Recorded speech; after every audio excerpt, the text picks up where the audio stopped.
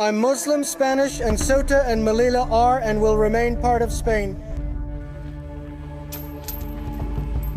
Unique, we need jobs. What's this, money? It's typical for us and our families make it. This area is very neglected. Yes, to the trash. You see positive neighborhoods down there every day. Whether in Malaga, Madrid, or anywhere else, the neighborhoods are positive.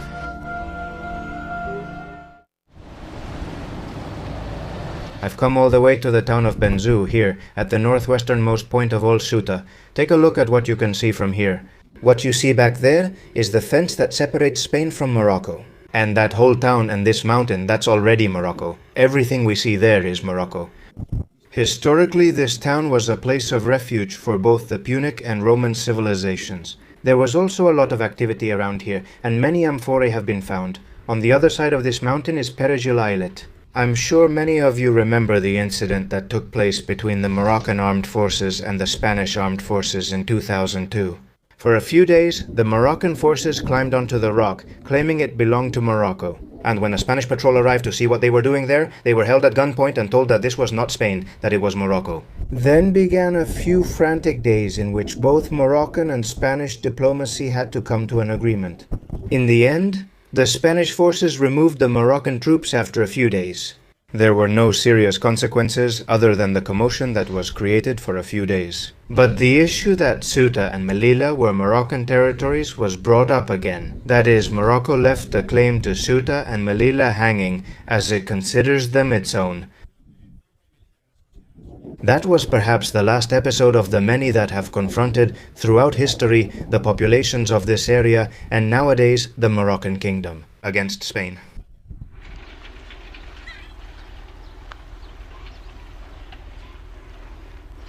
One of the very typical practices that some illegal immigrants do is that they swim out to an area far from the coast. And then, when they are in front of the Spanish coast, they swim in. Also through some of these coves you see around here, which stretch along Ceuta. Others, many times, simply organize jumps over the fence. This one we have here. Massive jumps where they sneak in. Well, 100, 200, 300 immigrants, it depends. Right? And if you notice, from the sea, the fence rises and continues over there, along that mountain, winding its way. It surrounds and separates Morocco from Spain. That whole area often serves as an improvised camp for migrants who spend weeks, even months, waiting for the right moment to cross. Príncipe Alfonso, also called El Príncipe, is the neighborhood in Ceuta with the worst reputation. It's named after the original military barracks near the Morocco border. In the 1990s, families of workers who built modern Ceuta settled there, forming an informal settlement marked by job insecurity and drug trafficking. Unemployment, school failure, poor sanitation, and poor infrastructure define a neighborhood known as Spain's most dangerous. Encouraged by major media outlets due to cases of jihadism, drug dealing, score settling between gangs, and armed confrontations with the police. Thanks to Ilyas Pioni, a former resident of the neighborhood and a singer in his spare time, I was able to walk through the streets of El Príncipe and talk with some of its residents. I won't savor it. It's the moisture of your lips that's going to drive me crazy. Are you enchanting me with your wet kisses? It's the moisture of your lips that's going to drive me crazy. In this neighborhood, what percentage of people are Muslim? Do about 12,000 people live here, or maybe more? I couldn't say exactly how many people live here. Most are Muslim, although there are also Christian people. Honestly, the coexistence we have here is hard to find anywhere else except in Melilla. We, as Spanish Muslims, We feel... Spain and all that, we always sat here. I used to study at the mosque. You used to study? What did you study there? A madrasa? Did you study the Quran? Yes, the Quran in Arabic, and actually that's where they told us that people are very mistaken about this, that they think we Muslims are raised to reject other cultures. And that's not true. They tell us that we have to lead by example, to show and make people like us, you know? To show them that how good culture and Islam can be. This starts from childhood. Yes. Love. There are positive neighborhoods everywhere. You go to Malaga, you go to Las Palmillas, you go to Madrid. There are positive neighborhoods everywhere. Of course. But you have to say that those others are bad neighborhoods, a bad city. Muslims and Christians coexist a lot. I haven't noticed otherwise. There are 4 cultures here, you know? 4 cultures? And we get along well, yeah. You have to see here, I don't know, here we're like a family, you know? And are you Christian or Muslim? I'm Muslim. Muslim? He has Nordic features and looks Finnish. Of course. He's Norwegian but Muslim. He would have just gotten wet. He had the reef or something, right? The reef, I see you with blue eyes. What's going on? I see like this, of course. You see, that's what I've always said. It's very misleading. Just because someone is Muslim, they already tell you that they have to be dark-skinned with the eyes. Of course, of course. You know, I know people, for example, my own neighbor, I had one who was really fair-skinned. Of course, you see this guy and think he's not Arab, he's not Muslim, but he's more Moorish than I am. Does he drink? That he does? Our features make it clear, right? Yes, now. For example, if you get the Moroccan passport, it's clear what I mean. Do you speak here? I've noticed this in Darija too. Daria is not a dialect. You switch quickly between Spanish and English. Suddenly, yeah. Yeah, it's kind of like the Lanitos in Gibraltar. It's there, it's there. This is Príncipe's largest mosque. Now, the mosque is the largest in Príncipe as far as I know. What I was going to ask you is that here we have a mosque. There's another one with tiles, this green one, another one, and over there in the back, that grey one, yes. And it's still wet. And even more so. I'm not sure if they still do it, but back then they went in as if it were a Quranic school. You know, a madrasa? Which is better? Yes, yes. Is it better to teach them to be good Muslims from a young age? Yes. A respectable person who respects others, rather than letting anyone come and brainwash them and make them do foolish things, you know? Of course. We, in other religions, are told that Islam is a word that means peace. Yes. The media, for example, already sell it as if you're a Muslim, you're already singled out, you know? Of course. Especially with the international attacks. See you later. Thanks. We, ourselves, we really don't agree with what those people are doing. We're against them. That's zero violence. Hello, good afternoon. Salam alaikum. Zero violence. Honestly, most youth unemployment in Ceuta, Yes. I think most of them are from here. Yes. But one piece of advice I can give to the kids is not to wait for someone to call them for work, but to go study. When I wasn't working, I was studying. I finished high school. What did I do? Oh, what's going on? I can't find a job, so I take an air conditioning course. I still can't find a job and time's running out. Anyway, have you studied? Of course. They should study, not be complacent, and not wait for someone to offer them a job plan, as that's useless. In fact, no one is going to come knocking on your classroom door saying, "Hey you, come here, we need to get you your diploma, or your associate degree, or your bachelor's, or a college degree." Here in the Príncipe neighborhood, you'll find police officers, civil guards, and lawyers. Yes, yes, yes. There are. No, what's sold here is not extremism. Maybe in the past at some point when there was a rough patch. I wouldn't know what to say about that, but come on, not everything is crime.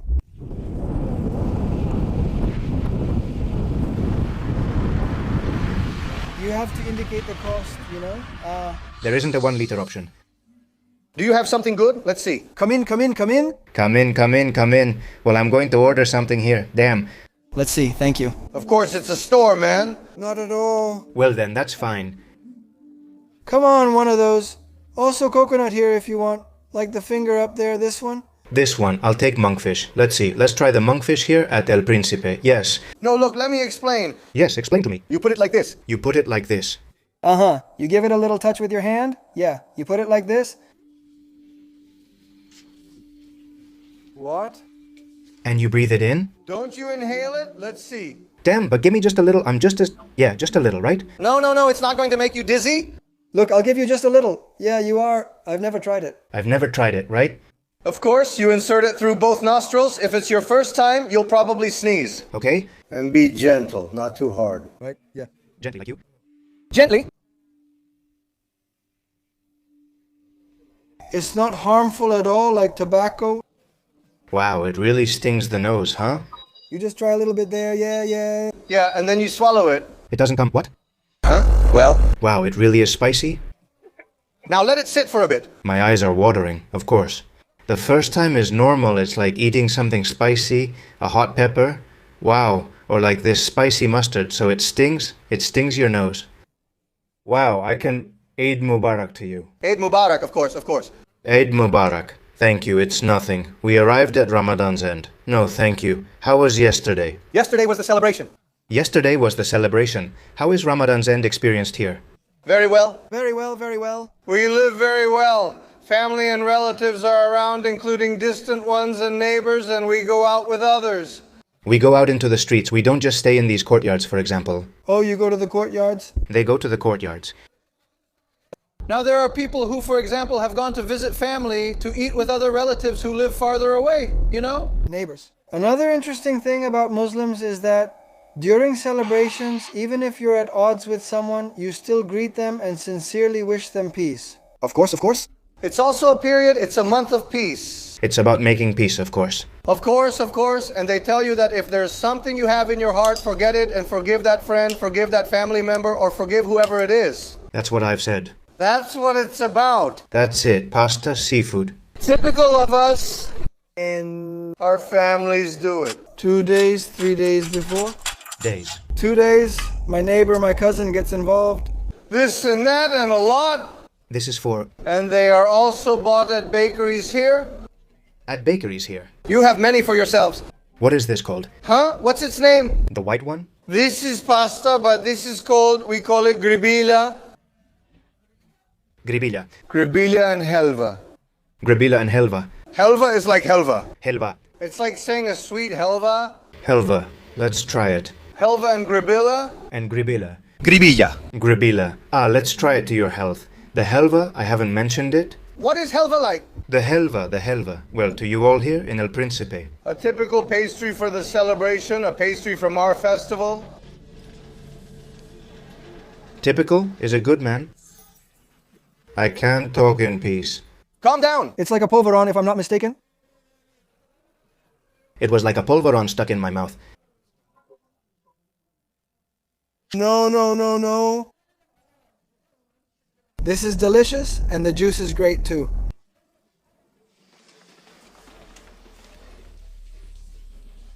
I'm preparing wine for guests. Is there a conflict regarding what's being said about Melilla and Ceuta? It's always annoyed me. I'm Muslim, I'm Spanish, and Ceuta and Melilla are part of Spain and will stay that way. Enough already. And that's it, period. That's all. I have nothing against Morocco. Yes. But I like going out to Morocco. Poor people, it's the people of Morocco who have to put up with what they're enduring. But yes, I understand. Melilla? Ceuta, Canary Islands, Spain. For example, in the case of Perejil Island, when those who went were from the Tercio Duque de Alba, Yes, it's true, it was them. they went to reclaim Perejil. Kudos to their bravery. Well, let's keep wandering around here through the alleys of Príncipe with Ilias, who's going to show us around. Look, It's a very neglected area. this area is not abandoned. And broken arches. And this one goes, look, there's a kid with a mini motorbike over there. Look at him, how cool. This place is really deserted. Yes. You can see the trash down there. Hey, and what about the electricity supply issue from about 3 weeks or a month ago? The electricity issue, honestly, that's not the first time and it won't be the last. Because when I still lived here, in my parents' house, it's true that sometimes during Ramadan or the Feast of the Sacrifice, the power would go out. I don't know why that is. I don't know if it's an issue with the quality of the wiring or something else. Or that there are too many people connected. Of course, the capacity of the power lines isn't enough for all the houses. It's not just once, it's happened 3 times, I think. I don't even know how many. Yes. If you're ever in El Príncipe during a blackout, you can't see a thing. You can't see anything, no, because there are no streetlights or anything. Nothing. Here's the view from this opening in the building, showing the prince's houses. As you see, the buildings are stacked atop each other. They look a lot like the houses you can find more in Morocco, kind of square, with those straight lines. The problem is that there's no work, there's a lot of unemployment, there's no way out, people are desperate. Crime is like anywhere else, and television lies about El Príncipe. Here you have to live day by day. There are regular people, good and bad, just like anywhere else. But here in El Príncipe, the problem is work. If you give these people jobs, I promise you they won't do anything wrong. You're trying something else to look for work. That's what people have to do. You have to study. You must study consistently, but it's harder for people with kids. That's the problem. When you have kids, you don't have time to study anymore. Of course, that has to be from a young age. At least give people an employment plan. The problem in Ceuta is people wait for the employment plan, but few get called.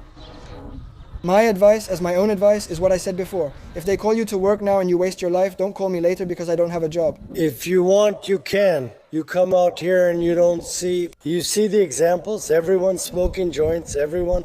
What are young people doing? Yes, it happens by imitation. They look up to the older ones. They see their father is jobless, which affects them. If kids see people smoking joints outside, they notice, but education is key. There are really good people here who have gotten ahead with 300 euros and are making it. At my boss's command, I live thanks to my boss. The only thing we need is work for people with children. So that they are not idle? So things aren't like this. But Mario, don't worry. You can see for yourself. Thank you very much, right? It was great meeting you, brother. Same here, thank you very much.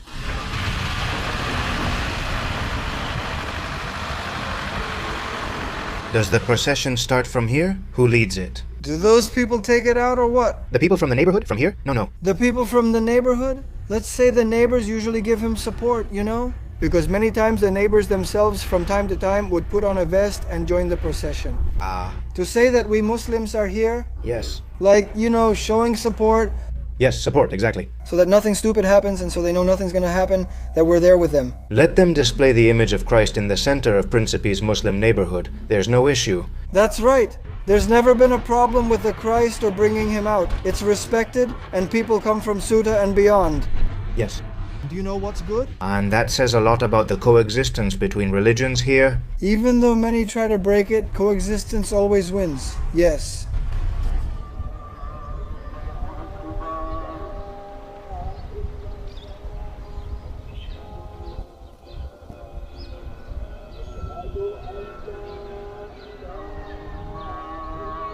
Look, and we just caught the call to prayer right now, and you can hear the whole neighborhood, the Príncipe district, calling for prayer.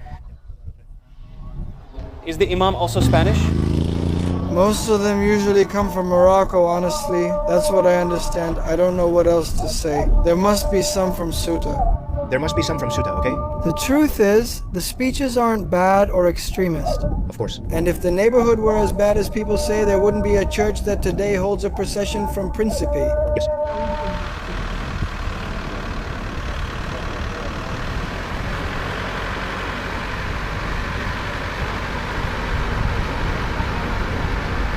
Right now we've come with Elias to the Príncipe Alfonso fort. Here, as you can see, a strategic hill. This fort is from the 18th century in a neo-medieval style, and it was built precisely to take positions and control these hills that border the frontier. There in the background, down here you can see the fence. On that side is Morocco, and on this side, Spain. You can also see some defensive towers along this hill, and you can come across the Ceuta Penitentiary Center. The biggest one is that one right there, with the light green houses and the green roof down here on this hill. You can still see car remains, the chassis, a steering wheel, a seat, and another abandoned broken car. Here you have another one too, right below Prince Alfonso's fort, so you can see there's still a bit of neglect. Here you can see it closer, a car completely burned out inside, in a ruined state. Look at the state the fort is in. Elias tells me it would be good if they fixed it. This isn't right. Look at this huge hole. This is part of the city's heritage. Dam, of course. Look, look, look. Look. A historic area shouldn't look like this. Okay? We can talk about lack of civility and all that, but there's a lack of civility all over Ceuta, not just in the neighborhood, it's all over Ceuta. It's unfortunate this place was abandoned. I took my second specialized air conditioning course here. They used it as a training center. Oh, was this a training center? They used it as a training center. The thing is, it only lasted a year or two, and that was it. Look, you can see it from here.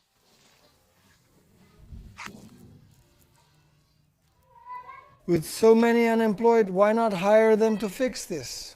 Find a project that revitalizes the neighborhood, that provides supervision. That they rehabilitated people from the neighborhood itself who live here, that they hire them to work here and get it done. And that way people avoid getting involved in things they shouldn't, and they're encouraged to move forward. To take better care of the neighborhood. Of course, exactly.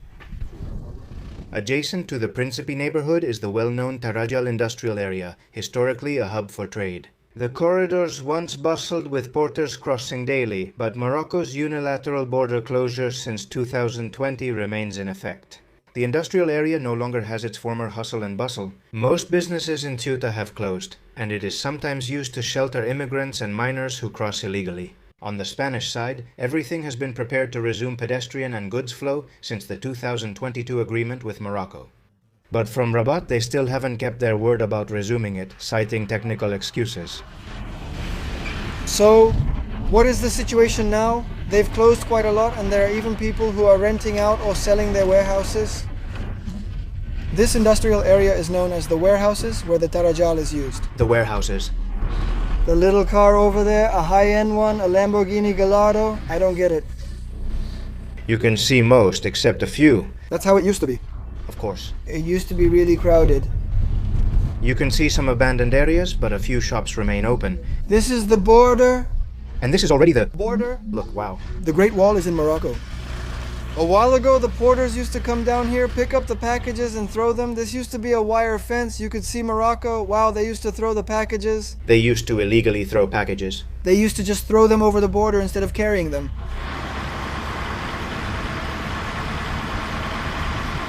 Does this door already go to Morocco, or how does it work? A passage there that leads directly to the border, I think, to the border or to the outside part of the Moroccan border. No. Yes. It's a real miracle to get through here. What is this worth to you?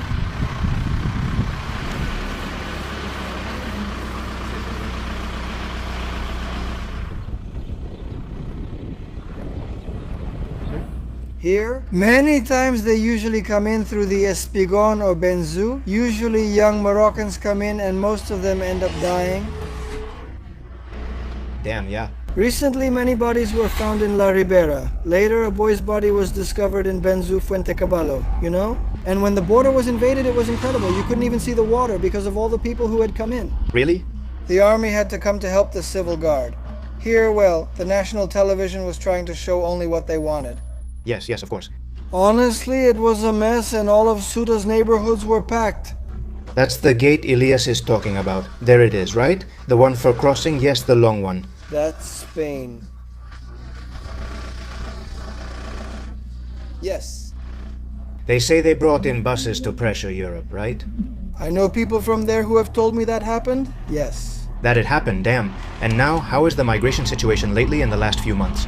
A lot of people are coming in. What happens is that most of those coming in are children, young people, and many die. Most of them die.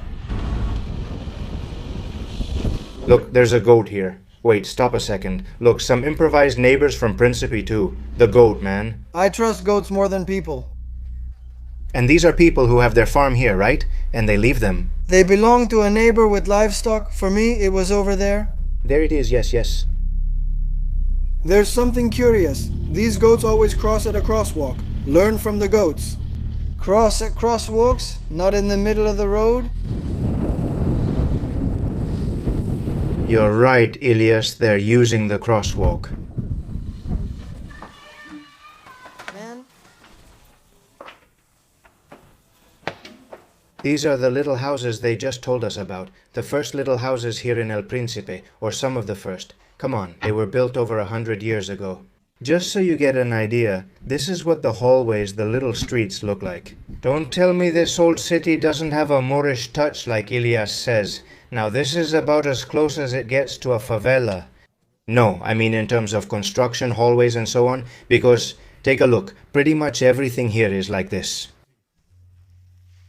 No. Please.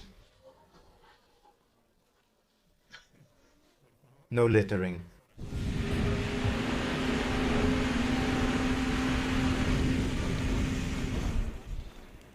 Now we've come to the Tower of Isabel II, a defensive post. They made a hole you can get through, but it's actually closed. In theory, it's abandoned, let's say. This building you see here was erected at the end of the 19th century. Construction began in 1860 and was fully completed at the end of 1880. That coincides more or less with the end of the African Wars, right? And with the Treaty of Guadaras? Look what we found painted on the wall. There's something written here. Main station of the network. What we have here belongs to the Spanish television network, and here you have the old logo of Spanish television. They used it as an antenna or as a station. Here in Ceuta, there you have it.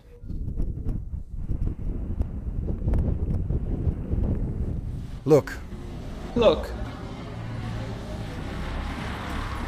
To end the day, we've come to Dunya Burger in Ceuta, here with Ilyas, who recommended it to us. Look how good this looks.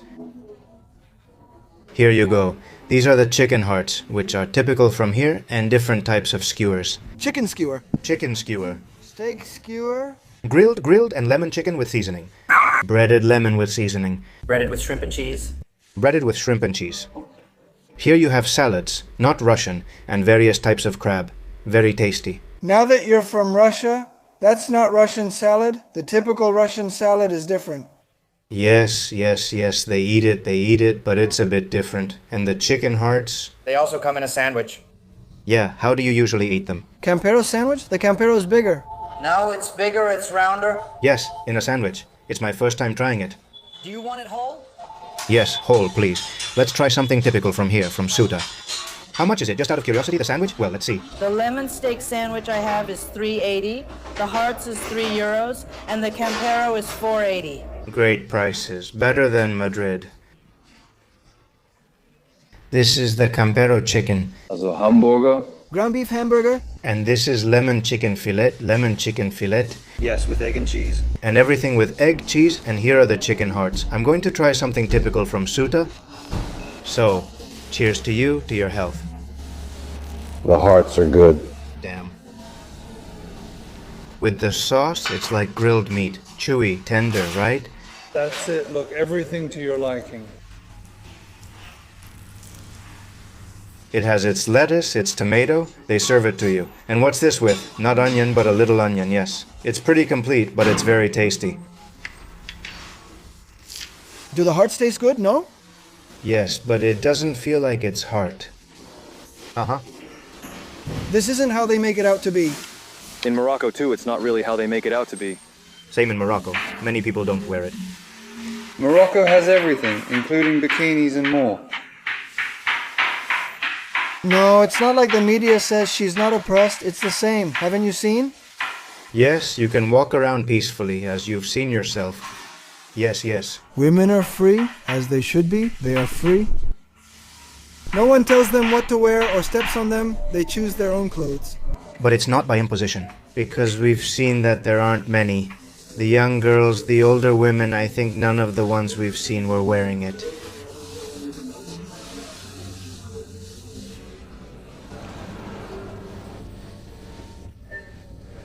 Well, thank you very much. Thanks to everyone, thank you. Good evening. That's not a boss, that's a leader, you know, because he pulls the cart. Let's see, he pulls the cart. He pulls the cart. Salam alaikum, Javi.